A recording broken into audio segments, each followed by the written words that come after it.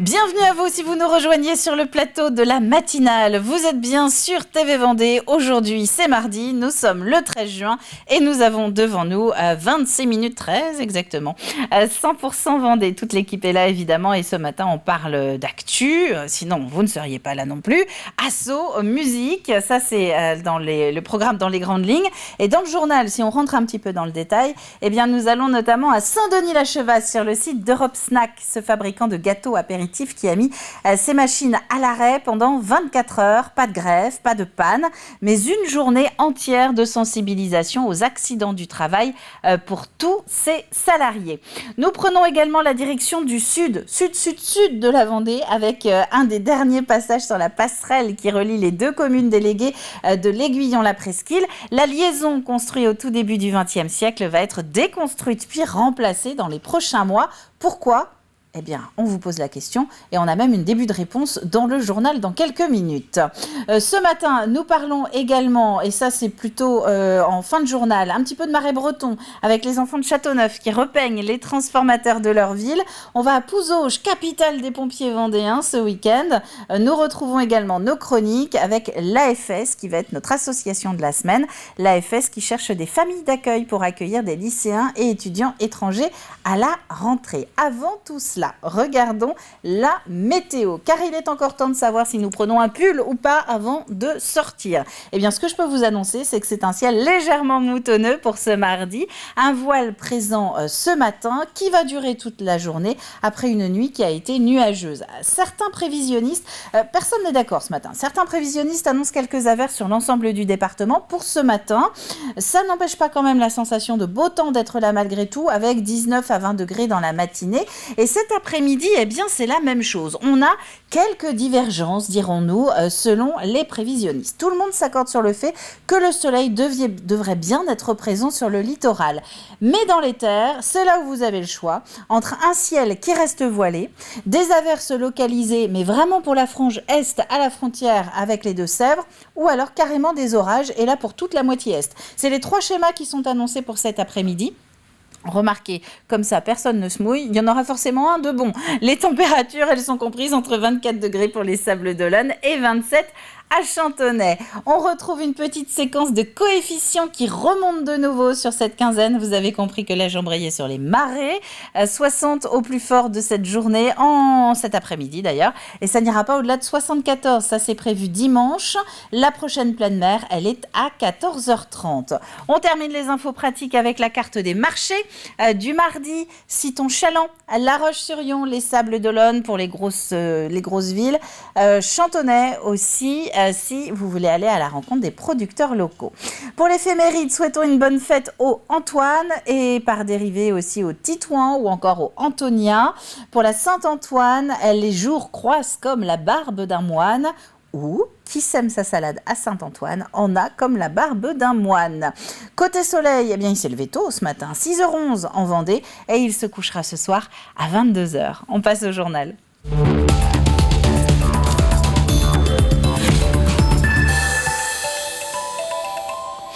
Leur nombre continue de baisser comme avant la crise Covid, mais ils existent toujours. Il y a eu un peu plus de 600 000 accidents au travail en 2021 en France. C'est le dernier chiffre connu. Des accidents pour moitié liés à des gestes de manutention, pour un tiers à cause de chutes. Et les initiatives dans les entreprises pour les éviter se multiplient. Elles sont toutes différentes. À Saint-Denis-la-Chevasse, par exemple, Europe Snack a pour sa part décidé de tout arrêter l'espace d'une journée pour que l'intégralité des équipes y soit sensibilisée. Une journée sans production de gâteaux apéritifs, donc aussi bien sur le site vendéen que dans l'antenne de Cholet. Colline Davy. Pas de panne, pas d'incendie et pourtant la production d'Europe Snack est à l'arrêt complet. C'est le Safety Day, un jour où seule la sécurité compte. Pour marquer le coup, quoi de mieux que d'arrêter une usine et de se dire voilà, on est en pleine période d'activité, nous c'est le gros pic d'activité. Si on veut montrer que c'est vraiment une priorité, on arrête l'usine. Donc on arrête l'usine, on fait une journée off et avec les salariés, on va parler sécurité mais de façon très ludique. On va aborder des thèmes qui sont des thèmes lourds, la sécurité, mais de façon très ludique. Vous avez vu les petits kartings, il y a d'autres jeux un peu partout et on trouve que le message passe nettement mieux quand c'est ludique. Port de charge, stress et prévention routière sont autant de thèmes abordés de manière ludique, ce qui n'est pas sans prise de conscience. Allez-y. Je sentais que j'écoutais moins la personne qui me parlait à côté, donc j'étais pas très attentive. Ça permet de pointer là où on peut corriger les choses rapidement et faire améliorer les choses. Prendre bien conscience des choses en fait, qu'on peut avoir tendance à oublier. Probablement que des personnes auront été sensibilisées, probablement que des personnes utiliseront moins leur téléphone au volant et probablement que ça va contribuer à peut-être limiter le nombre d'accidents graves. Cette journée est organisée pour la 2e fois. La prévention a déjà fait ses preuves avec un nombre d'accidents divisé par 2 entre 2021 et 2022. L'objectif, c'est 0 accident en 2025, mais le travail est loin d'être achevé. Le premier effet, c'est que tout le monde parle sécurité et tout le monde a des exemples concrets. Et après, on le voit dans les semaines qui suivent, dans l'usine, ils nous disent t'as vu, maintenant je fais comme ça, parce qu'il y a le monsieur, là, lors de la journée de sécurité, il m'a dit qu'il fallait faire comme ça. C'est super, mais il en reste encore. C'est pas toujours évident. Après, je pense que les gens commencent à voir peut-être plus au niveau de leurs collègues quand même à dire, faire attention. Après, pour soi-même, on l'applique encore pas assez, je pense. Pour poursuivre cette dynamique, un 3e Safety Day est déjà prévu. Ce sera l'an prochain et cette fois, tous les salariés du groupe seront réunis. En matière d'aménagement à présent, une page va se tourner à l'Aiguillon-la Presqu'île. L'actuelle passerelle piéton et vélo construite en 1909 pour enjamber le Lay et relier ce que sont maintenant les 2 communes déléguées, La Faute-sur-Mer et l'Aiguillon. Eh bien, cette passerelle va être déconstruite puis remplacée. Symbole du patrimoine local, elle a été trop abîmée par le sel pour pouvoir être simplement rénovée. Une nouvelle passerelle qui alliera à la fois les usages anciens, c'est-à-dire le passage vélo, le passage des piétons, la pêche au carrelet, mais sur un pont qui sera une œuvre d'art. Des systèmes seront là pour éviter justement l'érosion et en tout cas pour la contenir, ce qui n'existait pas évidemment à l'époque où on était sur le béton Eiffel. Le béton était poreux, ce qui a fait que le sel est rentré sur l'armement. Ça a détruit complètement la structure, ce qui ne pourra pas se passer compte tenu des traitements et des atouts qu'on a sur les nouvelles technologies et qui permettra justement un entretien, ce qu'on avait envisagé d'ailleurs puisqu'on récupère le fonctionnement de ce petit pont, nous, collectivité. Un chantier de près de 4 millions d'euros avec plusieurs financeurs, la région pour les 3/4 du montant, puis la commune et le département à part quasiment égale. Au final, un ouvrage d'art un peu plus large qu'aujourd'hui pour laisser aussi de la place aux pêcheurs. Actuellement, c'est une passerelle départementale. Son histoire a fait que c'était le département qui entretenait et qui avait construit cette passerelle. Et donc, au moment où elle devenait dangereuse, il fallait que nous réfléchissions ensemble. Nous avons accepté de porter ce projet à partir du moment où et la région et la commune ont accepté de s'investir avec nous et de financer la passerelle. Le début du chantier est annoncé en septembre 2024, après la saison estivale et sous réserve que les autorisations environnementales soient accordées, le site étant classé en Natura 2000. Si ce n'est pas le cas, ces travaux seront reportés en septembre 2025. À Pouzauges, 3 cérémonies en une ce week-end pour les pompiers. Le SDIS organisait sa journée départementale de la Vendée, c'était samedi, ainsi que son 73e congrès départemental et la journée des JSP, les jeunes sapeurs-pompiers de Vendée. Un défilé a été organisé ainsi qu'un hommage aux pompiers décédés. Des décorations ont aussi été remises avant un après-midi d'ateliers et de démonstrations. Bref, un temps fort donc qui a réuni près de 400 pompiers vendéens représentant les 75 casernes du département. C'est effectivement une cérémonie, toujours un moment de communion important, qui permet de faire preuve d'un moment de mémoire. Et puis cette journée, elle est aussi importante parce qu'elle associe pour la première fois les jeunes sapeurs-pompiers, qui seront très nombreux aujourd'hui à participer à cette cérémonie, je leur remercie, et qui donne une belle image de lien intergénérationnel entre ces jeunes sapeurs-pompiers qui commencent à s'intéresser, à s'engager au profit de la sécurité civile, les actifs, mais aussi les anciens sapeurs-pompiers qui nous font le plaisir, eux aussi, de participer à cette cérémonie. Nous en parlions hier. La DDTM, la Direction départementale des territoires et de la mer, a organisé il y a quelques jours ces journées du risque inondation. Un rendez-vous proposé tout d'abord à Fontenay-le-Comte, puis à La Roche-sur-Yon. Des villes qui ne sont pas épargnées par ce genre d'accident, puisque les inondations peuvent être provoquées par des débordements de cours d'eau ou encore par une rupture de barrage. Ce n'est pas uniquement une submersion marine. Des ateliers ludiques, donc, pour se former aux gestes à avoir chez soi ou à l'extérieur en cas de montée des eaux. Agathe Poulet. Juste un peu de sable. Ah, je fais un plus gros barrage. Bac à sable, simulateur, maquette ou encore jeux de société. Tous les outils pédagogiques sont mis en place pour prendre conscience des risques d'inondation et les bons réflexes à adopter. Sur ce stand, les visiteurs peuvent tester le simulateur d'une portière de voiture lors d'une inondation sur la route. On commence à 20 cm sans appui sur la portière, il n'y a pas de souci pour sortir. Et petit à petit, avec un ordinateur, je fais monter l'eau de 10 cm en 10 cm. Il faut savoir qu'à 30 cm d'eau sur la route, on perd le contrôle du véhicule. Et on voit que la plupart des gens qui testent le simulateur, à partir de 40 cm d'eau sur la route, 20 cm qui appuient sur la porte, on est bloqué dans le véhicule qui devient un piège mortel. D'ailleurs, la plupart des morts liées aux inondations sont noyés dans leur voiture. Cette mise en situation permet de montrer la réalité et le comportement à adopter. Par l'expérience, par le vécu et le ressenti physique en fait de la force de l'eau et des dangers et surtout des bons réflexes associés, on va beaucoup mieux intégrer, mémoriser les bons réflexes que des plaquettes ou des communications standards. C'est pour ça qu'on parle et on utilise ces simulateurs et je pense que les retours des gens aujourd'hui nous montrent que vraiment c'est utile. Pour sensibiliser les enfants de manière ludique, ce stand va simuler la montée de l'eau dans une maison. Avec cet atelier, les familles vont apprendre les réflexes pour se mettre en sécurité. À partir du moment où on a une certaine hauteur d'eau, qu'on a fait monter l'eau suffisamment dans la maison, on va par exemple montrer aux enfants comment on peut aménager par exemple sur une maison de plein pied un espace existant dans les combles pour créer un refuge. Et donc là, on va pouvoir évoquer des choses comme le kit d'urgence, avec un certain nombre d'équipements de première nécessité à avoir pour patienter soit la fin, en attendant la fin de l'inondation, soit en attendant éventuellement les secours. En Vendée, près de 300 communes sont exposées au risque d'inondation. Et 300 communes, c'est l'intégralité du département. Des communes vendéennes exposées donc soit à une submersion marine pour une trentaine d'entre elles sur le littoral, soit à un débordement de cours d'eau ou à une rupture de barrage pour les autres. Tout autre chose, découvre l'effet waouh grâce à la photographie. Ça, c'était le thème du premier Cléa du pays de Saint-Gilles-Croix-de-Vie, le contrat local d'éducation artistique. Des ateliers proposés à plus de 200 enfants répartis dans 7 écoles et un accueil de loisirs de la communauté de communes. 2 artistes, Camille Morin et Pierre Frigény, alias Isogramme, les ont accompagnés pour mettre en image leur recherche de l'eau sur le territoire. Ça permet de les sensibiliser de façon différente. Et sensibiliser les enfants avec l'art, c'est toujours plus simple que de faire un cours magistral sur le sujet.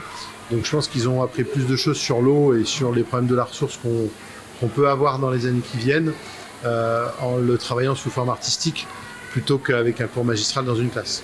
Et puis pas très très loin, dans le Marais breton, les enfants de Châteauneuf cette fois-ci se sont eux attaqués aux transformateurs électriques de la commune. La mission que s'est donnée le CMJ, le Conseil municipal des jeunes, les fondre dans le paysage. 2 petits bâtiments qu'ils ont entrepris de repeindre pendant 2 week-ends. Ils ont réalisé 2 fresques géantes sous l'impulsion et avec l'aide du graffeur Julien Trichet. Originaire de Venanceau, Julien a déjà travaillé sur les transformateurs de sa propre commune ou encore à La Roche-sur-Yon. Les bâtiments étaient nus de peinture traditionnelle et à l'issue d'un tag non souhaité, l'idée a germé chez les jeunes de le recouvrir de fresques à l'image de Châteauneuf. Donc celle-ci a pour thème la nature et le bourg de Châteauneuf, et la seconde est liée à l'activité proche de l'école. Terminons avec les températures de ce matin. Alors ça va être relativement simple d'ailleurs, vous allez voir la carte. 19 degrés au fil de la matinée pour toute la moitié ouest de la Vendée, donc plutôt sur le littoral, de Noirmoutier à l'Aiguillon, et puis ce sera plutôt 20 degrés si vous êtes à l'est de Montaigu, les Herbiers, et ce jusqu'à Fontenay-le-Comte. Quant à cet après-midi, des risques d'orage qui sont annoncés dans la moitié est justement du département.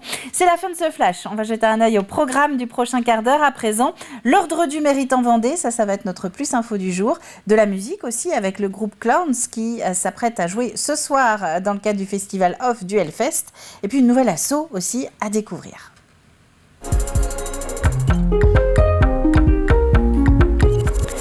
Un coup de projecteur donc pour commencer sur l'ordre du mérite en Vendée. Il vient de récompenser avec la préfecture de jeunes élèves du département. Ces derniers ont monté en groupe différents projets dans le cadre de leur scolarité. Explication.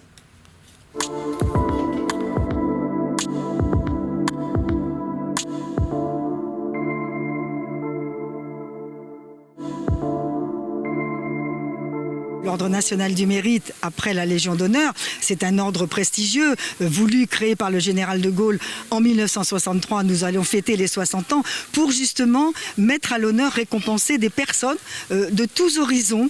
C'est un ordre universel et que de Gaulle a voulu vraiment pour récompenser des personnes de la société civile comme des militaires d'ailleurs. Et donc je pense que c'est pour les jeunes d'aujourd'hui, c'est aussi leur montrer ce qu'est l'histoire de la France, ce que sont ces ordres. Nous sommes donc l'Ordre du mérite, mais la Légion d'honneur aussi. Nous sommes là pour montrer la tradition de l'engagement des Français.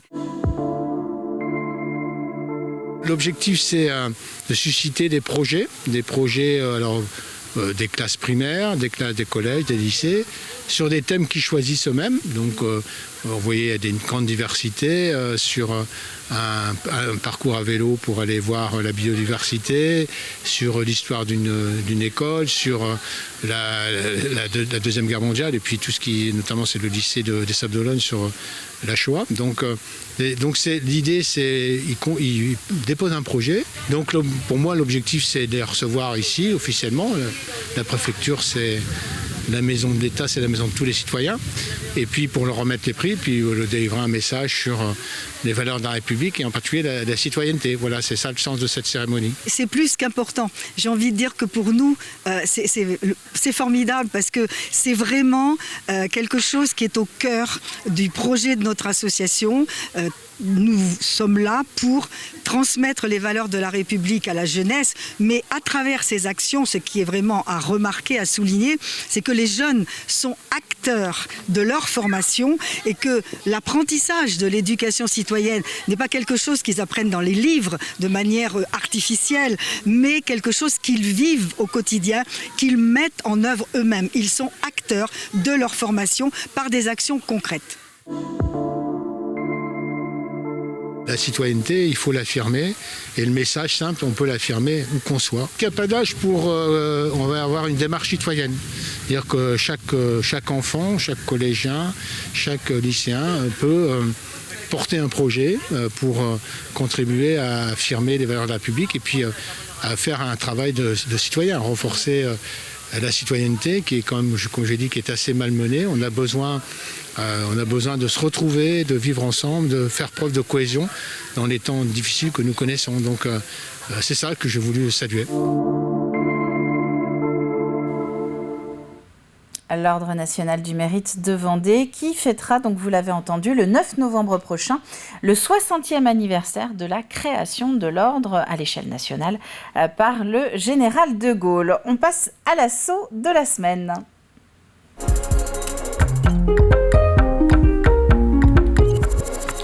Alors Alors, ce coup de pouce, cette semaine, eh bien, il est destiné à l'asso AFS Loire-Atlantique Vendée. Il n'y a pour le moment qu'une seule représentante de cette structure dans le département. Elle s'appelle Amélie. Et Amélie cherche donc à la fois du renfort pour l'épauler, mais également des familles d'accueil pour accueillir des lycéens et des étudiants l'année prochaine. Écoutez. Bonjour les Vendéens, aujourd'hui on se retrouve à proximité d'un lycée parce qu'on va parler d'un service qui leur est destiné aux lycéens, aux étudiants, avec l'association AFS. D'abord, comment ça fonctionne cette association ? Alors AFS offre la possibilité à de nombreux lycéens français, mais aussi étrangers, à vivre une expérience internationale. C'est vraiment une expérience en immersion, c'est-à-dire que ces lycéens sont dans des lycées sur place pour une durée de 2, 3, 5 ou 10 mois et ils sont accueillis par des familles d'accueil bénévoles, donc non rémunérées. Et AFS offre un cadre vraiment qui accompagne le jeune à préparer son expérience en amont. Après, on assure le suivi du jeune et de la famille pendant l'expérience et on valorise vraiment son retour dans son pays d'origine. Et alors, pour que tout ça fonctionne bien, il faut des familles d'accueil et c'est un peu ce qui manque ici, si j'ai bien compris. Exactement. Donc, en Loire-Atlantique Vendée, on a accueilli cette année une vingtaine de jeunes de tout horizon, Europe et aussi un peu plus loin comme le Japon, la Turquie, le Paraguay, Honduras. Et pour septembre prochain, on est vraiment à la recherche de familles d'accueil parce que la France est vraiment demandée. Est très prisée par les jeunes étrangers qui veulent venir découvrir notre culture et apprendre la langue française. Donc on a besoin des familles pour septembre prochain. Et il y a aussi besoin de quelques bénévoles pour compléter l'équipe ? Exactement, parce que l'association fonctionne essentiellement avec des bénévoles. Et on manque de bénévoles, surtout en Vendée. Si vous souhaitez aider l'association, que ce soit en étant famille d'accueil ou simplement bénévole, n'hésitez pas à la contacter, les coordonnées vont s'afficher. Et puis moi je vous laisse parce qu'il y a 11 étudiants qui partent en septembre très prochainement et ça demande un peu d'organisation.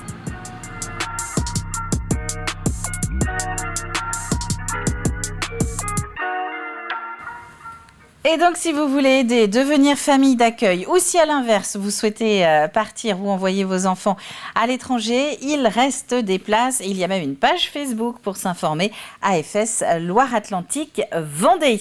Quant à nous, sur les 4 minutes qu'il nous reste, on va commencer par ouvrir le programme télé.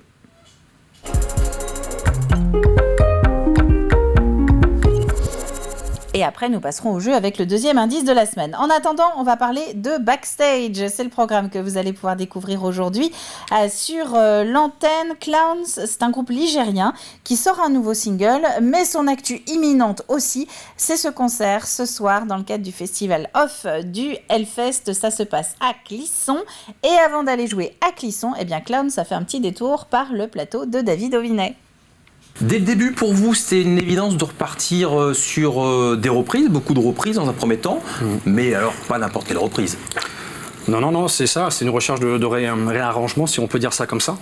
Et puis c'était surtout aussi d'avoir une base assez rapide de travail pour pouvoir vraiment se retrouver tous les quatre, pour avoir vraiment cette base, et puis pour après évidemment aller chercher la compo.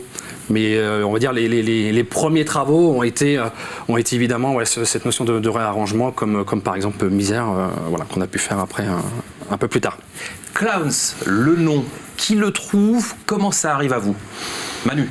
C'est conjoint. Conjoint, en sortie de répète. On cherchait quelque chose qui pouvait à la fois amener la tristesse, la joie, la peur. Il fallait que ça puisse permettre de parler d'un peu toutes les thématiques qu'on avait envie d'aborder. Assis auprès d'un fleuve, il contemple la terre nourricière.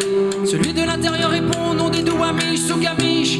L'amérindien transcrit, Seattle et non s'écrit. Comment pouvez-vous acheter ou vendre le ciel non près? Cela nous paraît étrange, nous paraît étrange. Chaque aiguille de pain luisante, rive sableuse, clairière et bourdonnement. La sève coule et transporte les souvenirs de l'homme. La terre nous sommes.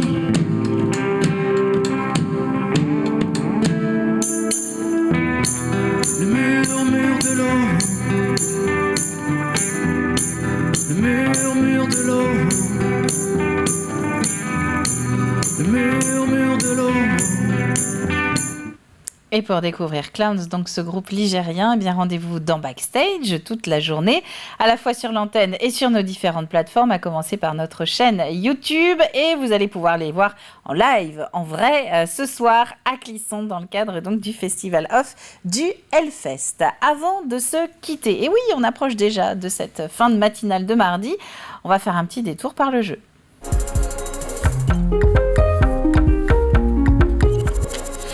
Avec une question d'histoire et de patrimoine, c'est très souvent lié les deux. Qui a fondé l'abbaye des Fontenelles? Nous partons du côté de La Roche-sur-Yon et c'est évidemment en lien avec le fait que cette abbaye, elle est actuellement en vente. Il y aurait des propositions, a priori, on devrait peut-être en savoir plus dans quelques mois. Qui a fondé l'abbaye des Fontenelles à La Roche-sur-Yon? Lui était seigneur de Talmont. Voilà pour l'indice de ce mardi et je vous rappelle que notre partenaire, eh bien, ce sont les chocolats Gelenzer qui nous accompagnent jusqu'à vendredi, jusqu'au tirage au sort qui est prévu vendredi après-midi. Le gagnant repartira avec un coffret de chocolat. Puisqu'il nous reste un petit peu de temps, je vais pouvoir vous parler de la matinale de cet été. Et oui, c'est comme l'année dernière. La matinale de TV Vendée va jouer les prolongations sur le mois de juillet à partir de tout début juillet, autour du 3 je crois, si ça tombe bien, avant même la fin de l'école pour les enfants. Nous passerons en mode été avec donc de nouvelles chroniques. On s'intéressera par exemple aux boutiques d'artisans, voilà, pour vous donner l'envie d'aller faire des petits tours, voir nos créateurs vendéens. Ça fait partie donc des nouvelles chroniques qui apparaîtront pendant les 4 semaines d'été. On lèvera aussi, tiens, le voile, ça peut être super intéressant si vous aimez les programmes de TV Vendée, on lèvera le voile sur la petite vadrouille. Voilà, on est allé les suivre un petit peu pendant les tournages d'émissions. On vous expliquera comment ça se passe. Mais tout ça, c'est de rendez-vous à partir de début juillet pour la matinale estivale de 7h à 9h. En attendant, aujourd'hui, c'est fini. On se retrouve demain à 7h. Et d'ici là, très bonne journée à tous. À demain!